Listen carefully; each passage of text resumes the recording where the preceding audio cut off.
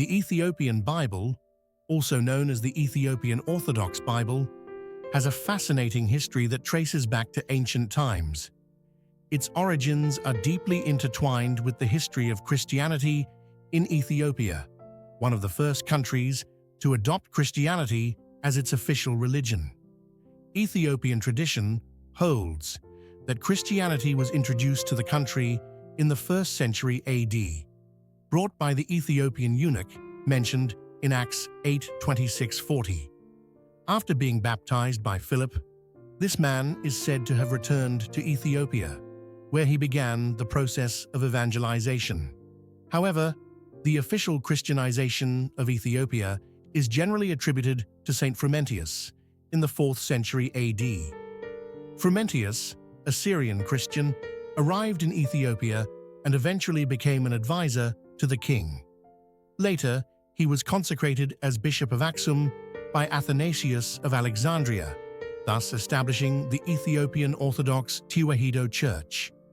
During this period of Christianization, the Ethiopian Bible began to take shape. The Ethiopians translated the scriptures into Ge'ez, the liturgical language of the Ethiopian Church, from Greek and Hebrew texts. This process of translation and compilation continued for several centuries.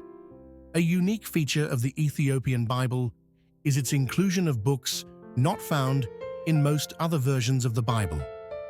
In addition to the 66 books in Protestant Bibles and the 73 in Catholic Bibles, the Ethiopian Bible contains additional books, totaling 81 in all. Among these are the Book of Enoch, the Book of Jubilees, and various other texts considered apocryphal or pseudepigraphal by other Christian traditions. The inclusion of these books gives the Ethiopian Bible a unique richness in content and perspective. It's important to note that the Ethiopian Bible was not banned in the literal sense, but rather it was simply not adopted by other Christian traditions outside of Ethiopia. The reasons for this are complex, involving historical, theological, and cultural factors that we will explore further. The enigmatic Book of Enoch is one of the most intriguing and controversial texts included in the Ethiopian Bible. This book, attributed to the biblical patriarch Enoch mentioned in Genesis 5:18-24, is a collection of writings believed to have been composed between the 3rd century BC and the 1st century AD. The Book of Enoch is divided into 5 main sections. 1. The Book of the Watchers, chapters 1-36. 2. The Parables of Enoch, chapters 37-71. 3. The Astronomical Book, chapters 72-82. 4. The Book of Dreams, chapters 83-90. And 5. The Epistle of Enoch, chapters 91-108. Each of these sections contains unique narratives and visions addressing themes such as the fall of the angels, divine judgment, astronomy, cosmology, and prophecies concerning the future of humanity. One of the most fascinating aspects of the Book of Enoch is its detailed description of the Watchers, angels, who, according to the text, descended to earth and married human women. This narrative expands upon the brief mention of the sons of God in Genesis 6:1-4, providing a more elaborate explanation for the corruption of humanity before the flood. The Book of Enoch also contains messianic and apocalyptic prophecies, including visions of the Son of Man, a figure many scholars believe to be a reference to the Messiah. These prophecies have been the subject of intense study and debate among biblical scholars. Additionally, the Book of Enoch presents a complex astronomical and calendrical system that differs, in some respects, from later Jewish practices. This raises interesting questions about the development of astronomical knowledge in the ancient world. Despite its rich content, the Book of Enoch was not included in the canon of most Christian and Jewish traditions. However, it was known and quoted by some New Testament authors. For example, the Epistle of Jude, verses 14-15, directly cites a passage from the Book of Enoch. The inclusion of apocryphal books in the Ethiopian Bible is one of the main reasons it differs from the more commonly used versions of the Bible. Apocryphal books, also known as deuterocanonical in some traditions, are texts whose authenticity or canonical status has been questioned throughout history. In the Ethiopian Bible, besides the books found in Catholic and Protestant Bibles, there are additional texts such as 1. The Book of Enoch, 2. The Book of Jubilees, 3. 1 Esdras and 2 Esdras, 4. The Book of Baruch, 5. The Prayer of Manasseh, and 6. Additions to Esther and Daniel. Each of these books offers unique and often controversial perspectives on biblical history and theology. The controversy surrounding these apocryphal books centers on several issues. 1. Authorship. Many of these books are attributed to important biblical figures like Enoch or Baruch, but most scholars believe they were written long after the time these figures supposedly lived. 2. Content. Some of the teachings and narratives in these books differ significantly from what is found in the canonical books, raising questions about their compatibility with established doctrine. 3. Inspiration. There is debate over whether these books should be considered divinely inspired in the same way as canonical books. 4. History. The acceptance of these books varied throughout church history and among different Christian traditions. The Roman Catholic Church, for example, accepts some of the deuterocanonical books, but not all of those found in the Ethiopian Bible, while Protestant churches generally reject all these books as non-canonical. The issue of canonicity, or the process by which certain books were accepted as part of the official Bible, is a central topic in the discussion of the Ethiopian Bible and the Book of Enoch. The biblical canon, as we know it today, did not emerge instantly but evolved over centuries of debate and discernment. To understand the issue of canonicity, it is important to consider several factors. 1. Apostolic or prophetic authorship. One of the main criteria for inclusion in the canon was the belief that the book was written by an apostle or prophet, or under their direct authority. 2. Universality. Books that were widely accepted and used by churches in different regions were more likely to be included in the canon. 3. Doctrinal coherence. The books needed to be consistent with established doctrine and other books already accepted as canonical. 4. Antiquity. Generally, books written closer to the time of Jesus and the apostles were favored. The canonization process was different for the Old and New Testaments. The Old Testament canon was largely established within Jewish tradition before the time of Jesus, although there were some variations among different communities. The New Testament canon developed in the early centuries of Christianity. Early Christians initially used the Old Testament, along with the letters of the apostles and oral accounts of Jesus. Gradually, the Gospels and other New Testament writings were recognized as authoritative. The Ethiopian Bible presents an interesting case because it includes books that were excluded from the canon in other Christian traditions. This raises questions about the criteria used to determine canonicity and how these criteria may have been applied differently in different cultural and historical contexts. The Book of Enoch, for example, was widely read and respected in some early Jewish and Christian communities. It is quoted in the Epistle of Jude in the New Testament, suggesting that it held some degree of authority. However, it was ultimately excluded from the Jewish canon and most Christian traditions, while the Ethiopian Church retained the Book of Enoch and other texts in its canon. This can be partly attributed to Ethiopia's geographic isolation, which allowed ancient traditions to be preserved without the influence of changes occurring in other parts of the Christian world. One of the most intriguing and controversial aspects of the Book of Enoch is its elaborate narrative about the fallen angels and the Nephilim. This story significantly expands the brief account found in Genesis 6:1-4, providing details not found anywhere else in the canonical Bible.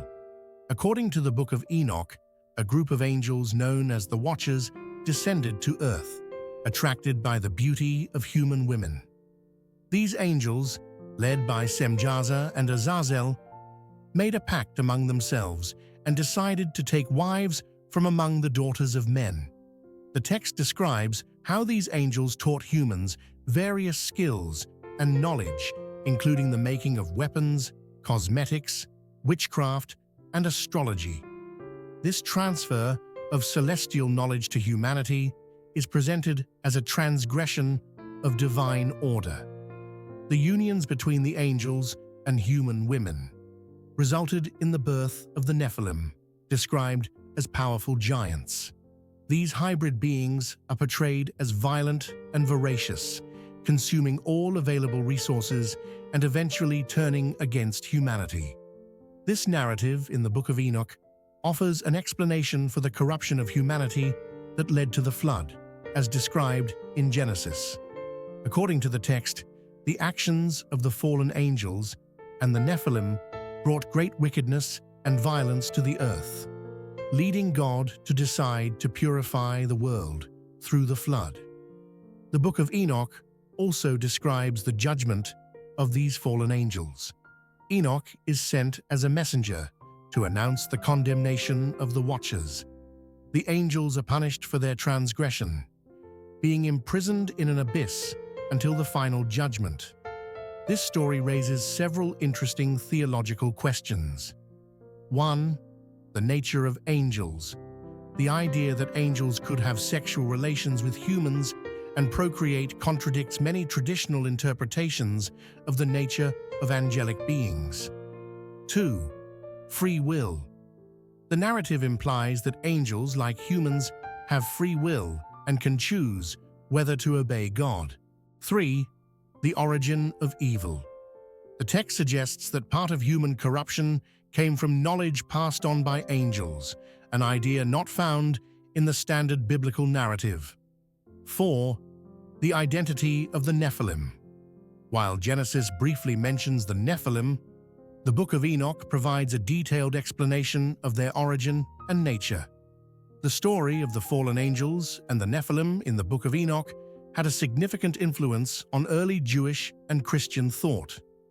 Echoes of this narrative can be found in several New Testament texts, especially in the epistles of Peter and Jude. One of the central figures in the prophecies of the Book of Enoch is the Son of Man. This figure is described as a pre-existent celestial being chosen by God to judge humanity and establish an eternal kingdom of justice. The description of the Son of Man in Enoch has notable parallels with Jesus' references to himself as the Son of Man in the Gospels. The book also contains detailed visions of the final judgment and the coming of God's kingdom. These apocalyptic visions describe a cosmic battle between good and evil, culminating in God's final victory and the establishment of a new world order. Some key elements of the messianic and apocalyptic prophecies in Enoch include 1. The coming of a divine judge to judge the righteous and the wicked. 2.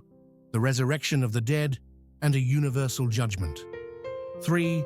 The transformation of the earth and the creation of a new heaven and a new earth.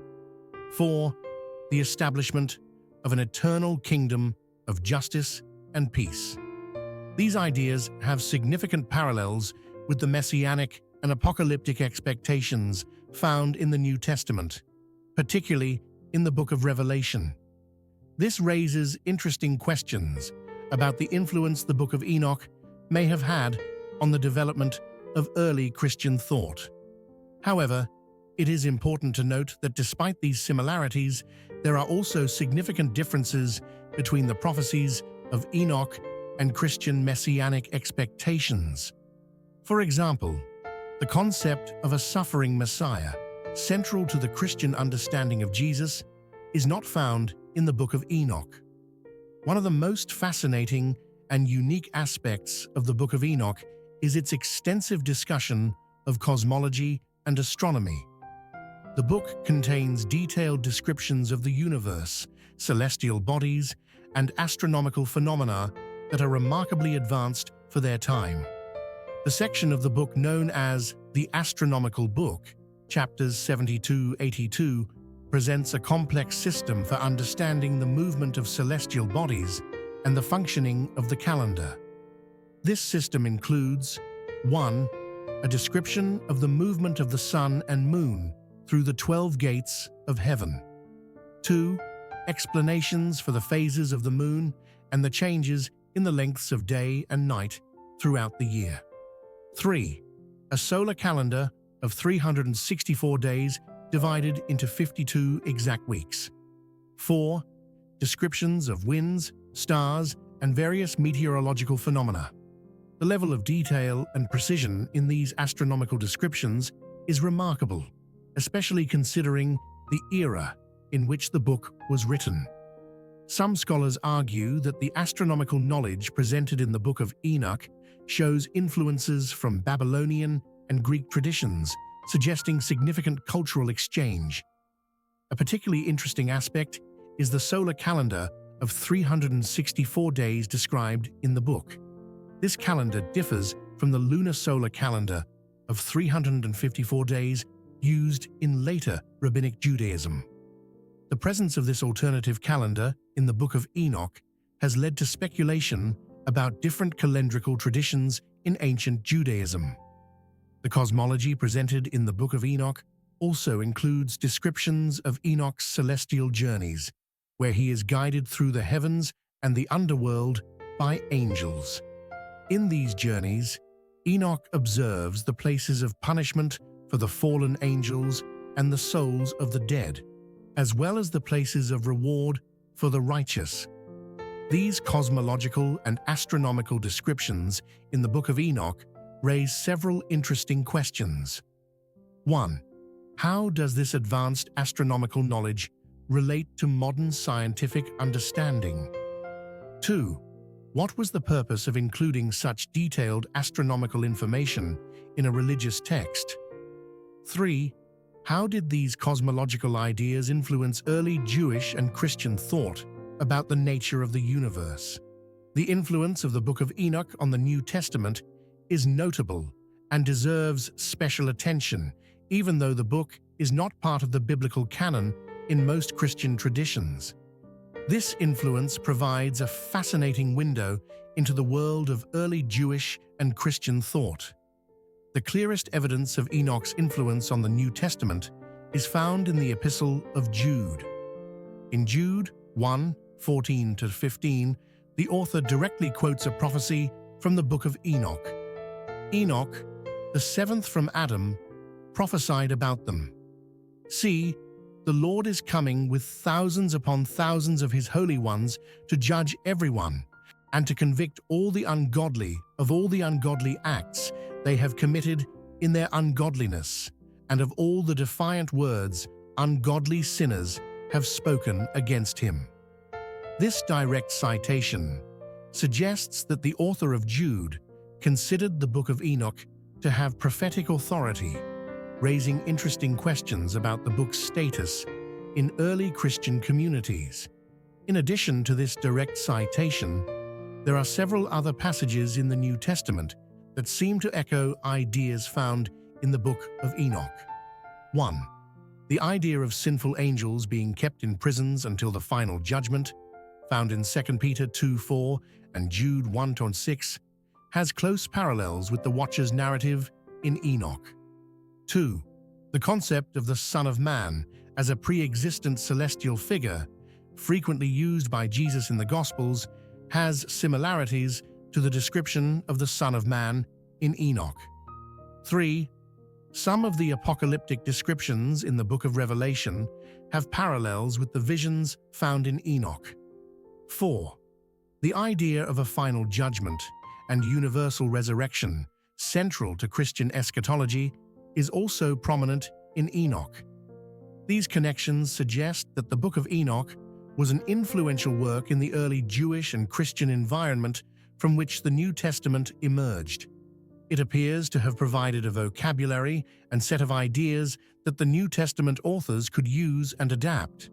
However, it is important to note that the influence of Enoch on the New Testament does not necessarily imply that all the content of the book was accepted as authoritative. The New Testament authors seem to have been selective in their use of Enochic material, incorporating some elements while ignoring or modifying others. The preservation of the Ethiopian Bible over the centuries is closely linked to the history of Ethiopia itself. The country, known in antiquity as Abyssinia, remained relatively isolated from the rest of the Christian world for many centuries. This isolation, although challenging, also allowed ancient traditions to be preserved without the influence of changes occurring in other parts of the Christian world. Several factors contributed to the preservation of the Ethiopian Bible. 1. Geographical isolation. Ethiopia's location, surrounded by mountains and deserts, made it difficult for external influences to reach. 2. Political independence. Ethiopia maintained its independence for most of its history, resisting European colonization that affected much of Africa. 3. Strong monastic tradition. Ethiopian monasteries played a crucial role in preserving and copying sacred texts. 4. Continued liturgical use. The texts of the Ethiopian Bible continued to be used in the Church's liturgy, ensuring their continuous transmission. 5. Reverence for tradition. The Ethiopian Church maintained a strong respect for its ancient traditions, resisting pressures to conform to the practices of other churches. The preservation of the Ethiopian Bible faced several challenges over the centuries. During the Middle Ages, Ethiopia faced invasions from Muslim peoples that threatened to destroy many sacred texts. In the 15th century, the Portuguese attempted to convert Ethiopia to Roman Catholicism, which could have led to the suppression of the unique texts of the Ethiopian Bible. However, the Ethiopian Church resisted these pressures. The monasteries in the mountains of Ethiopia served as refuges for sacred texts during times of conflict. Dedicated scribes continued to meticulously copy the texts, preserving them for future generations. A crucial moment in the history of the preservation of the Ethiopian Bible occurred in the 18th century, when James Bruce, a Scottish explorer, brought copies of the Book of Enoch to Europe. This marked the first time the complete text of Enoch was made available to Western scholars, sparking new interest in the unique content of the Ethiopian Bible. In the 20th century, the advent of modern preservation and digitization technologies has helped ensure the survival of these ancient texts. Digitization projects have made the texts of the Ethiopian Bible more accessible to scholars and readers worldwide. The existence of additional books in the Ethiopian Bible, particularly the Book of Enoch, has generated a series of modern controversies and even conspiracy theories.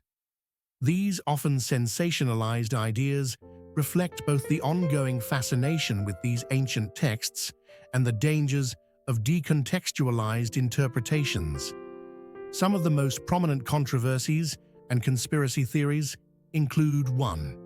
Suppression of knowledge. Some argue that the Book of Enoch was deliberately suppressed by the institutional church because it contains truths that religious authorities do not want people to know. This theory ignores the historical complexity of the canon formation process. 2. Extraterrestrial origin. Certain interpretations of the Book of Enoch, particularly the descriptions of the Watchers, have been used to support theories about extraterrestrial intervention in ancient human history. These interpretations generally take the text out of its historical and literary context. 3. Advanced technology. Some interpret the descriptions of celestial phenomena in the Book of Enoch as evidence of advanced technology in a distant past, ignoring the text's mythological and cosmological context. 4. End times prophecies. Certain groups have used the apocalyptic visions in the Book of Enoch to make predictions about the end of the world, often problematically combining them with passages from the Book of Revelation. 5. Occultism. Some occult and esoteric groups have appropriated elements of the Book of Enoch, particularly the names of angels, for magical practices, completely decontextualizing the text from its original religious setting. 6. Denial of the Trinity. Critics of Christianity sometimes point to the absence of a clear Trinitarian doctrine in the Book of Enoch as evidence against this doctrine, ignoring the historical development of Christian thought. 7. Historical revisionism. Some theories suggest that the Book of Enoch contains the true history of humanity, which was supposedly hidden by religious and academic institutions. 8. Challenge to biblical authority. The existence of extra books in the Ethiopian Bible is sometimes used to argue against the reliability or authority of the Bible as a whole, ignoring the complexities of canon formation in different traditions. It is important to approach these controversies and conspiracy theories with a critical and contextual understanding. Many of these ideas arise from anachronistic or decontextualized interpretations of ancient texts, often reflecting more modern concerns and anxieties than the actual content or historical significance of these texts. The Ethiopian Bible has had a significant influence on African spirituality, extending far beyond the borders of Ethiopia. Its presence has been a crucial factor in shaping a distinctively African Christian identity, offering a bridge between the continent's ancient traditions and Christian beliefs. Ethiopian Christianity, with its unique interpretation of the scriptures, served as a model for many other African churches seeking an expression of faith that was authentically Christian and genuinely African. The preservation of texts like the Book of Enoch within the Ethiopian tradition demonstrated that it was possible to maintain elements of ancient traditions within the context of Christianity, a concept that resonated with many Africans struggling to reconcile their cultural heritage with their new faith. The elaborate cosmology found in the Book of Enoch, with its descriptions of heavenly realms and spiritual forces, echoed the traditional African worldviews. This facilitated a smoother integration between Christian beliefs and pre-existing African spiritual perspectives. The narratives about angels and spirits in the Book of Enoch, for example, provided a vocabulary for discussing spiritual concepts already familiar in many African cultures. Moreover, the Ethiopian Bible's emphasis on the continuity between the Old and New Testaments, evidenced by the inclusion of books like Jubilees and Enoch, resonated with the African valuation of ancestry and tradition.